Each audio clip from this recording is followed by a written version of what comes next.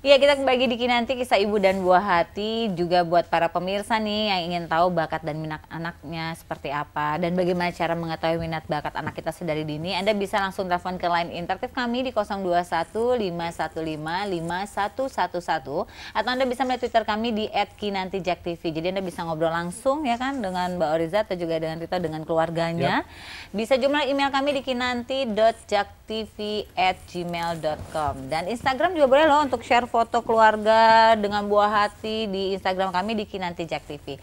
Oke, sekarang kita balik lagi ngobrol sama Mbak Oriza. Mbak Oriza tadi kan ada multiple intelligence. Iya. Nah, ini apa nih Mbak? Jadi intinya adalah belum tahu. Apa itu Mbak? Jadi intinya adalah kecerdasan multiple, kecerdasan yang bisa digali dari bakat yang tidak hanya satu. Kalau dulu era-era 80-an, 70-an kita zaman saya maksudnya gitu kan. Jadi verbalisasinya bagus, bisa jadi pengacara, bisa jadi misalnya psikolog, bisa jadi presenter, bisa jadi humas. Cuma itu yang ada dalam pikiran orang tua era dulu. Sejak adanya teori tentang kecerdasan multiple yang berkembang di era 70-an, kita sudah mulai sadar bahwa ternyata bakat tuh nggak cuma hanya satu loh gitu. Jadi sebenarnya kita sebagai sesama rekan sejawat pun bisa sama psikolog, ada kok yang sering hobinya nulis buku, ada kok yang penyanyi ya kan. Ada juga kok psikolog yang mungkin dia punya bakat entrepreneur, dia punya usaha misalnya biro konsultan. Jadi sebetulnya sih nggak mesti harus satu. Jadi misalnya kayak Nai nih nantinya nih ayah sama bundanya, kalau dia bisa bakat rapper dan ternyata mungkin kemampuan akademisnya bagus, kenapa nggak jadi misalnya jadi dokter tapi rapper juga kan seru. Jadi nanti pasiennya ngomong sama pasien rap. Sakit apa sih ya? Kata pasiennya gitu. Kenapa dokter? Tapi seru, jadi nggak takut kan. Jadi ayo sekarang gitu maksudnya. Ini kayak bapaknya yang kamu bisa gitu kayaknya. Jadi kamu tuh ngobatin ayah, tapi sambil nge-rap sambil juga dibawelin menghibur. maksudnya. Papa sih gini, papa begitu. Gantian kan, dulu saya yang bawelin, sekarang saya yang bawelin papa. Nah, untuk mengetahui bakat minat anak nih, apakah dengan memantau perkembangan sehari-hari tadi kan Mbak bilang gitu ya, atau memang ada tes-tes tertentu yang bisa melihat bakat? Iya, kita ada dari psikolog itu kita punya yang namanya Rothwell Miller Interest Blank, RIMB. Jadi RMIB. Jadi itu untuk mendeteksi minat dan bakat. Jadi sebenarnya kita punya dua macam, untuk anak-anak sendiri dan orang dewasa. Kalau sebetulnya mungkin pemirsa di rumah juga mungkin kalau kita jelasin jenis alat tesnya mungkin agak ngerti ya. Jadi misalnya kalau baru mau masuk tes untuk kerja itu biasanya suka ada jenis-jenis pekerjaan yang harus di ordering, harus diurutkan 1 sampai 12. Nah, itu namanya RMIB. Rothwell Miller Interest Blank itu. Psikotes gitu jadi. Iya, tapi hanya misalnya ada jenis pekerjaan dokter, perawat, presenter, terus misalnya pendaki gunung, penata rambut. Nah, itu suruh urutin yang paling suka yang mana. Nomor 1 yang paling suka nomor 1 mana, 2 sampai 12. Ada kira-kira kurang lebih 9 macam kelompok. Itu suruh ngurutin semuanya. Nanti keluar outcome-nya adalah minat dan bakat, the three top of bakat dan minatnya gitu. Apakah dia outdoor, apakah dia science, apakah dia literary, ataukah dia misalnya medicine, ataukah dia misalnya mungkin verbalnya yang bagus. Nanti keluar semua itu ada kok. Terdeteksi gitu ya dari minat itu ya. Tapi ya tentunya untuk bisa memulai itu tentunya orang yang bersangkutan atau anak ya bisa membaca dulu kan. Kan dia mesti dites, nggak mungkin orang lain. Baru aku mau tanya, berarti usia berapa nih tepatnya anak mengikuti tes minat dan bakat tadi? Minat dan bakat tuh sebenarnya usia pubertas aja deh ya, gitu. Pubertas usia kita itu kira-kira ABG maksudnya. Ya. Baiklah. Iya, maklum ABG. Iya. ABG. Jadi karena apa? Pada saat itu usia di mana pencarian identitas gitu kan. Jadi di situ juga anak punya ketertarikan dan dia juga ngisinya semangat sih sebetulnya. Kesiapan belajar anak baru mulai ada umur 5 tahun. Jadi kalau mau misalnya orang tuanya, aduh saya nggak mau deh jadi seniman, umpamanya saya pengennya pokoknya anak saya yang kayak tadi Intan bilang, pengen harus jadi dokter, jadi insinyur, jadi pilot, pokoknya akademisnya harus bagus. Ya itu adilnya sebagai orang tua kita harus sadar setelah 5 tahun kita baru bisa push loh gitu. Oh, Yang oke. sekarang kejadian kan 4 tahun, 3 tahun udah dicari masukin. tuh, Bener, bilas bener. itu Kursus berapa kasihan banyak. karena anaknya bisa burn out gitu, bisa lelah otak gitu. Bukan kebakar ya, Mungkin Nek. aja Burn itu out bukan kebakar, overload, Bu, lelah itu otak. overdosis Iya. gitu ya. Tapi Mbak, tes tadi itu seberapa akuratnya sih? Akurat kok, itu kan sebetulnya alat tes dari luar ya. Terus sama kita bagian reproduksi UI itu kita ditranslate, udah ditranslate back translate, divalidasi ulang, terus kemudian disesuaikan dengan ya. budaya kita supaya culture free kayak gitu-gitu sih. Valid kok. Bukan alat tes yang ada di internet loh ya. Questionnaire Iya, iya. questionnaire kita Untuk mengetahui minat something bakat gitu. keluar deh tiba-tiba tuh kan bakat gue bakal jadi gua bilang, presiden Nes kayak- tahun mendatang. Kayak lihat ini apa rasio bintang gitu kan. Nah, gue banget nih. Tahun banget rasio bintang. Padahal dipas-pasin. Aku pernah dengar soal masalah apa identifikasi dengan sidik jari itu apa ya? Oh ya, sebenarnya fingerprint itu analisis itu masih terus terang kita di HIMSI, Himpunan Psikolog Indonesia itu masih pro dan kontra ya. Mohon maaf itu penjelasannya juga.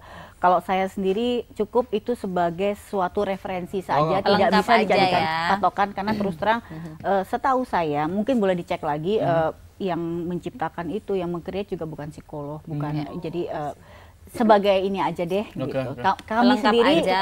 Ya, gitu dibilang ya. katanya mendeteksi dari dalam, masih di dalam janin pun masih udah bisa ketahuan katanya ini kira-kira. Lo kan sidik jarinya masih dalam Nah itu dia janin makanya bagaimana aku yang pernah baca, didetek aku pernah kitanya. baca saya satu artikel gitu. Jadi pendeteksian bakat anak itu bisa dilakukan di akhir-akhir kehamilan, Trimester ketiga. lahiran si anak itu udah bisa tapi itu dia tadi aku nggak tahu Potensi. akurat Nanti kita atau bahasnya apa-apa ya. sih, Ini udah debat terjadi panjang ya. Ini sebenarnya Mas Panji udah begini-begini terus nih telur masih dilempar telur ya. Oke, baik, baik. Oke, pemirsa kita Seru, masih akan seru. bahas mengenai minat bakat anak ini ya. Anda jangan kemana-mana, tetap di Kinanti Kisah Ibu dan Buah Hati. Iya, kembali di Kinanti Kisah Ibu dan Buah Hati. Perbincangan mengenai minat dan bakat tentang anak ini memang menarik sekali. Karena kita sebagai orang tua tentu ingin anak-anak kita menjadi orang yang berhasil di kemudian harinya. Jadi nggak mau salah nih nge-touch dari kecilnya gitu ya Mbak ya. Dan juga ya kan, ya Yap, Mas, yap, ya yap. kan kayak gitu ya Mas ya. harus dong ya bu kecil. Nah, kalau misalnya kita nih orang tua gitu kan mau mengarahkan, tetapi orang tua tuh ada mengarahkan ya, mengarahkan minat dan bakat gitu. Biar tumbuh minatnya, apakah kita harus mendekatkan dengan misalnya mau biar anak ini jadi penyanyi deh, misalnya jadi rapper gitu, apakah harus dibawa ke kalau ayahnya manggung gitu atau kita melihat-liatin video-video klip yang gitu Ya. atau gimana tuh? Sebelum kita bahas itu, boleh aku sampaikan sesuatu dulu yang berkaitan dengan bagaimana orang tua untuk bisa mengembangkan minat anak gitu ya. Jadi gini, kalau kita kasih contoh umpamanya kayak gini, kan sering kejadian mungkin anak yang misalnya nunggu kita lagi mau makan bareng gitu ya di meja makan, terus dia suka ketuk-ketuk sendok Sendok. sama garpu Iya, gitu. Nah, itu namanya kebiasaan ya, mengetuk-ngetuk itu kebiasaan. Kemudian berlanjut lagi, setiap makan dia selalu mengetuk-ngetuk, semakin berirama, semakin enak didengar, berarti sudah punya minat. Ya kan? Terus kemudian, nah di sini kemudian ada intervensi dari orang tua. Apakah dia memarahi? Ya kan? Aduh nak, kalau misalnya makan di meja makan, nggak boleh ketok-ketok begitu berisik, nggak sopan dan sebagainya, selesai sudah. Ya kan? Tetapi kalau orang tuanya, boleh ngetuk-ngetuk tapi habis makan ya. Nanti ayah ambilin kardus yang gede, galon Kaleng, air mineral yang sudah kosong, kita ketuk-ketuk yuk abis makan ya, kita buru-buru makan ya abis ini. Berarti kita kembangkan bakatnya. Terus kemudian, oh ya ada les musik, kita masukin ke perkusi ya namanya Ya, ya, ya, maksudnya ya, maksudnya les drum, Les drum. jadilah bakatnya berkembang, diikutin kejuaraan, jadilah prestasi. Jadi kira-kira siklusnya seperti itu. Nah, soal tadi misalnya soal sederhana, anak mengetuk-ngetuk piring di meja makan nunggu ibunya lagi nuang sop dan sebagainya, sebetulnya itu dua hal yang berbeda. Kalau misalnya kita mau mengarahkan anak untuk perilaku yang baik, boleh. Misalnya, jangan ngetok-ngetok di piring, nanti pecah. Kalau pecah nanti kacanya kena kaki, tangan dan luka dan sebagainya, itu boleh. Satu hal yang berbeda. Tetapi jangan juga dilupakan bagaimana kita mengencourage apa yang sudah dilakukan gitu loh. Kita ngetok-ngetok itunya nanti ya. Nah jadi dua hal itu harus tetap dikomunikasikan. Istilahnya harus behave Ya, di meja betul. makan, satu. Yang kedua, kita mengencourage kebiasaan anak untuk menjadi bakat itu satu hal, jadi dua hal. Kadang-kadang orang tua hanya menjadi satu aja. Kamu nih pasti ketok-ketok deh. Kalau misalnya mau makan gini-gini nggak bisa diam apa? Nah, udah selesai. Bayangkan begitu banyak bakat anak-anak kita yang sebenarnya terbuang hanya gara-gara bentakan karena kita nggak tahu emosi kita, bahkan mungkin trauma-trauma gitu.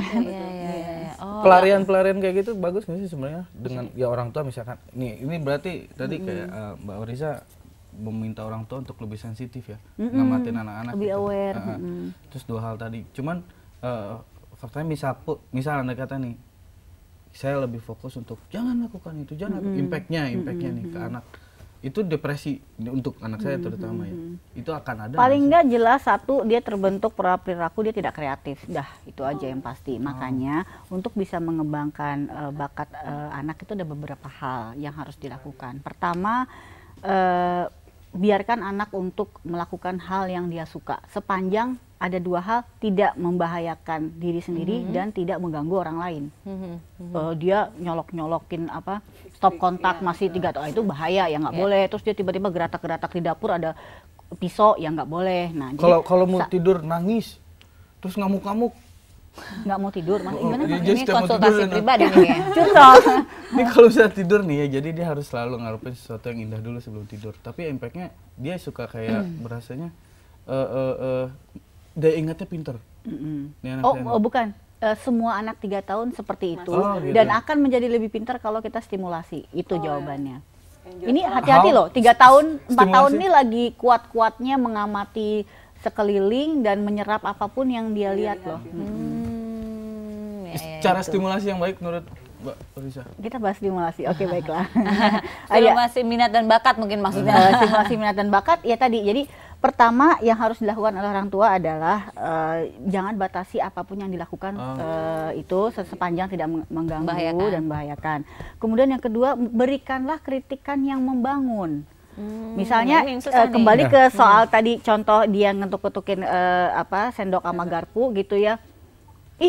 Udah lebih keren loh ketukannya daripada yang hari kemarin gitu. Yang sekarang lagu apa? Dikasih kritikan kan, kasih masukan kan, tapi yang membangun, bukan yang ketuk-ketuk gitu doang, ntar juga pecah dia lama-lama piringnya. Ntar piring pecah ini ya. Nah, kayak gitu. Ganti lagi mahal nih. Biasanya kayak gitu ya, orang tua terus ya. Kemudian yang ketiga adalah jangan halangi imajinasi anak. Tadi kreativitas ya nggak boleh dilakukan apapun supaya mengembangkan kreativitas. Kemudian berikan kritikan. Yang ketiga jangan halangi imajinasi anak. Kalau saya pernah ke mall nih, kemudian bawa yang kecil juga dulu waktu masih kecil ya, yang bungsu. Ngelukis nih, terus kemudian gini, ada orang tua yang gini, sibuk untuk gini, loh kok sayapnya princess warnanya ya kan, warnanya hitam, nggak seru, warna-warni dong, gini-gini, kamu malas banget sih, enggak hitam aja. Mungkin anaknya menurut dia yang bagus kan, mungkin karena dia stereotipnya kupu-kupu adalah kupunya Dark Angel gitu. Oh gini sih, kok gini, ini mulut gatel gitu ya, pengen ngomong, Pak biarin kek gitu. Ya udahlah ya, jangan Pak. batasi imajinasi anak, itu awal dari kreativitas dan pengembangan bakatnya. Dan yang keempat ya, kalau kita punya fasilitas, punya waktu ya kembangkanlah secara profesional seperti itu. Nah, jadi emang intinya kita sebagai orang tua ini harus tahu bagaimana cara mengasah dari bakat dan minat anak kita. Nanti kita akan membahas lebih jauh ya pemirsa ya, dan jangan kemana-mana, tetap di Kinanti.